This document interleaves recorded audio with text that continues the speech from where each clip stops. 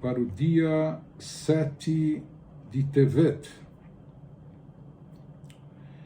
A maneira de se livrar do Chibut HaKever. Chibut HaKever é um processo que é submetida à alma logo após o falecimento, logo após o desprendimento do corpo físico, ainda à beira do túmulo, da sepultura. Literalmente isso é traduzido como purgatório tumular.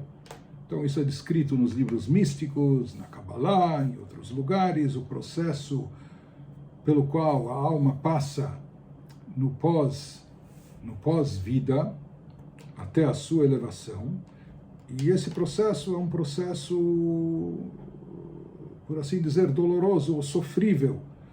A maneira de se livrar do Chibut HaKever consiste em que, durante um sexto do dia significa 4 horas do dia, 4 horas das 24 horas do dia, recitar palavras de Torá, Tehillim, etc. Recitação de palavras sagradas, a simples recitação, não necessariamente o estudo, mas a recitação de palavras sagradas, para merecer a purificação da alma e assim livrar-se de Kafakela.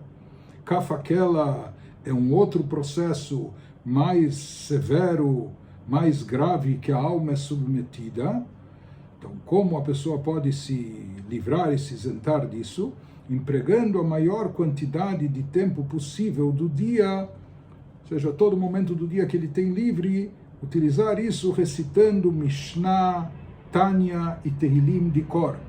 Então, ter palavras da Torá, palavras sagradas memorizadas na mente da pessoa, isso é uma coisa por si só muito elevada. Isso se aplica a todas as palavras sagradas da Torá, mas especialmente alguns tópicos, alguns temas da Torá têm uma propriedade especial. Sendo memorizadas, elas têm um efeito especial. Isso se aplica especialmente sobre a Mishnah, que é a parte básica do Talmud, o livro sagrado Tânia, que é o livro básico da Hassidut Chabad, e Tehillim, que é o livro dos Salmos. Então, em geral, na Hassidut, nós não encontramos menção e descrição dos castigos e punições sobre os quais se aplicam penas, ou quando a alma é submetida num processo de purificação, de purgação.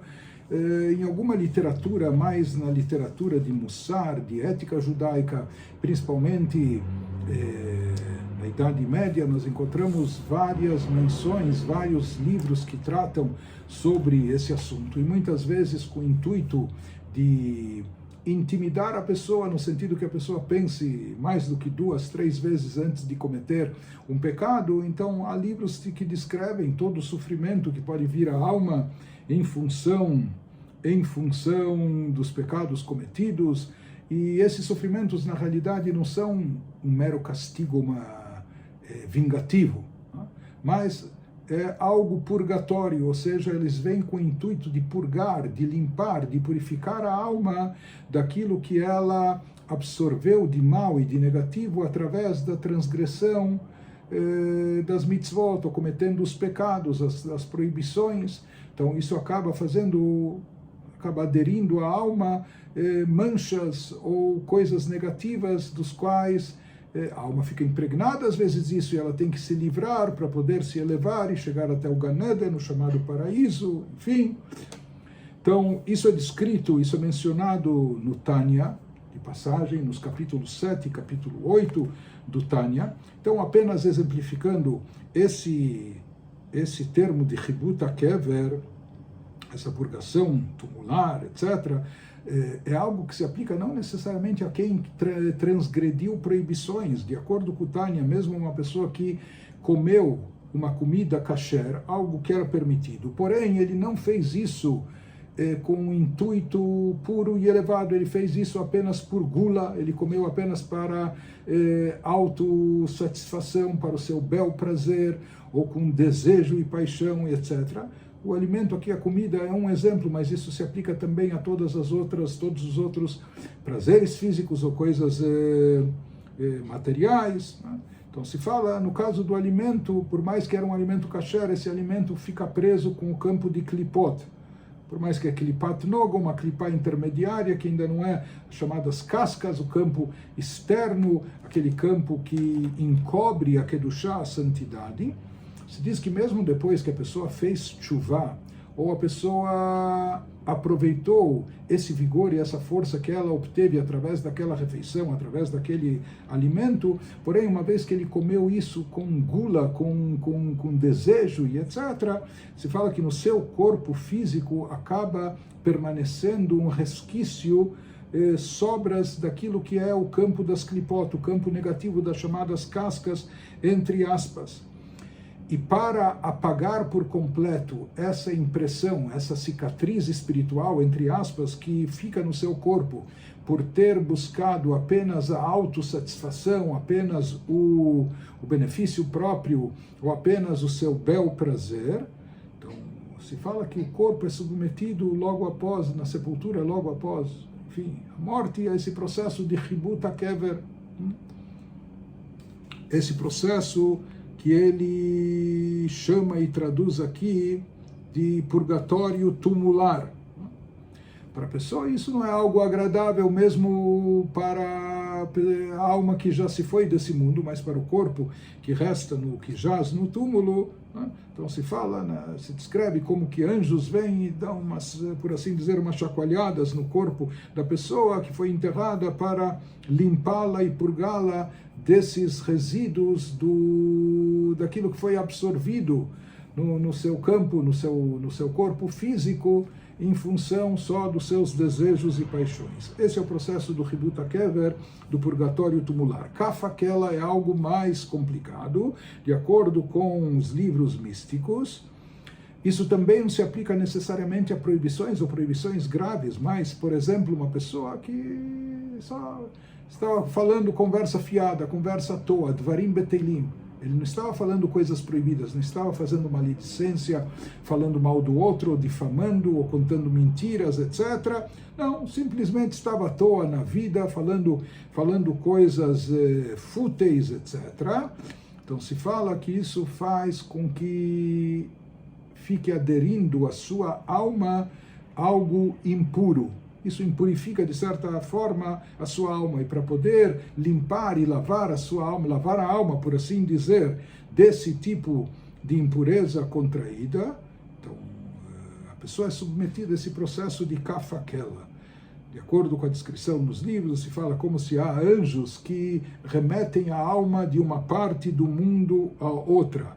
E na realidade, conforme explicado nos livros sagrados, a alma é submetida ao contraste da realidade que ela se encontra naquele momento, ou seja, quando a alma se desprendeu do corpo, ela está no mundo da verdade, ela sabe já o que é realmente importante e o que é fútil e é bobagem, mas submetem a alma a um processo onde fazem ela visualizar e se sentir fazendo aquilo que ela fazia aqui no mundo físico, não é? Sabe, às vezes nós temos aquelas situações como aquela criança que fez, não nas calças, fez nas fraldas, mas as fraldas não estavam bem presas, não é? Então toda a sujeira solta e de repente a criança ainda fica brincando com isso, e ela é capaz até de colocar na sua própria boca. Então imagine que se tivesse alguém filmando isso e mostrando para a pessoa depois que ela cresceu, o que ela fazia quando era um bebezinho. Então imagine que vergonha, não é? A pessoa sente o quanto isso é degradante para ela, assistir aquilo que ela própria mesma fazia quando não tinha consciência. De certa forma, da mesma maneira, submetem a alma a um processo semelhante, isso seria o Kaf HaKela, depois que a alma se desprendeu do corpo, quando ela já tem plena consciência daquilo que é realmente importante, aquilo que é secundário e às vezes pior do que isso, mas fazem a alma, nessa consciência atual que ela tem naquele momento, se sujeitar e se submeter às mesmas coisas que ela fazia quando estava aqui embaixo incorporada. E esse é o processo de Kafakela, que é uma coisa dolorosa, é uma coisa sofrível para a alma. E aqui nesse Ayom Yom, como nós dissemos, em geral é raro na Hassidut nós encontrarmos essa temática, mas isso é mencionado de passagem no Tânia, como nós dissemos, e aqui ele nos traz uma receita extraída dos livros místicos e retirada dos ensinamentos do Rebbe anterior, de como se livrar. Alguém que quer ter um visto de entrada com uma passagem tranquila, né? Nessa cerimônia de passagem, passando do pós-vida para a vida maior, espiritual, no campo elevado do Gan Eden, do paraíso, do mundo vindouro, sem ter que passar por grandes sofrimentos. Então ele nos traz aqui qual é a receita adequada para tanto, nesse Ayom Yom. E aqui cabe observar que o que é mencionado em ambos os casos, tanto para se isentar do Hibut HaKever como do Kafakela. Então, do Hibut HaKever ele falou que durante 1/6 do dia, 4 horas. Quem reza todo dia, a parte da manhã, o Shacharit, e reza da tarde, isso por si só já pode levar talvez 1h30. E quem tem horários fixos para o estudo da Torá, ou mesmo uma recitação de Teilim, etc., enfim, pode chegar a completar isso,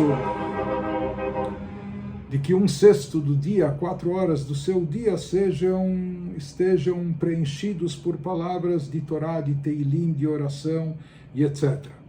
Além disso, para se livrar do Kafakela, então é necessário memorizar palavras de Torá, especialmente Mishnah, Tanya e Teilim, e recapitulá-las nos seus horários livres. Nós vamos ver em várias citações do Ayom Yom, e aqui é necessário contextualizar, essas palavras do Ayom Yom foram extraídas de ensinamentos do Rebbe anterior.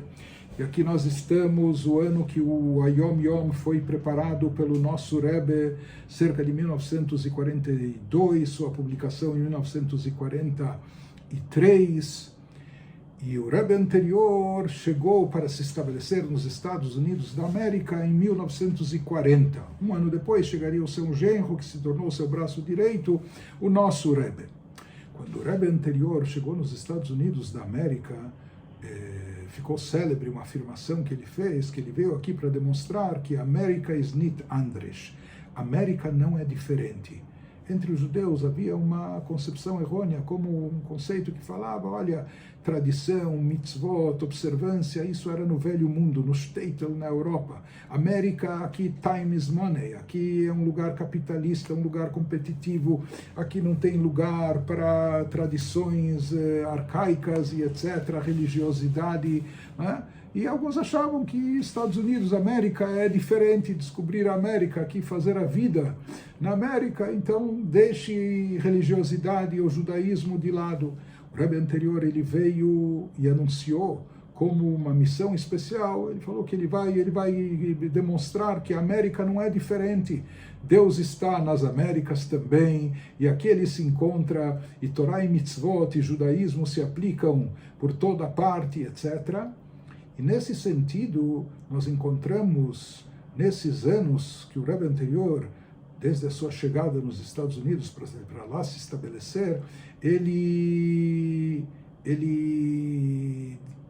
teve uma campanha, ele lançou uma campanha especial de simplesmente as pessoas andarem, os Hassidim, os discípulos Yehudim, andarem pelas ruas, memorizando e recapitulando palavras de Torá, com o objetivo de purificar o ar, purificar a atmosfera, de trazer mais Kedushá. Isso é algo místico, espiritual, mas o Rebbe dizia simplesmente, quando tiver pessoas andando pelas ruas, ou no metrô, e etc., e lá recapitulando palavras de Torá, de Mishnah, de Tânia, de Teilim, isso simplesmente vai despoluir a atmosfera materialista que vigorava nas Américas naquele momento, e vai trazer mais Kedushá, mais espiritualidade para esse local. Por isso nós vamos perceber, algumas vezes nós temos diversas citações no Ayom Yom que fazem alusão a esse conceito, a essas campanhas, como mencionado nessa citação de hoje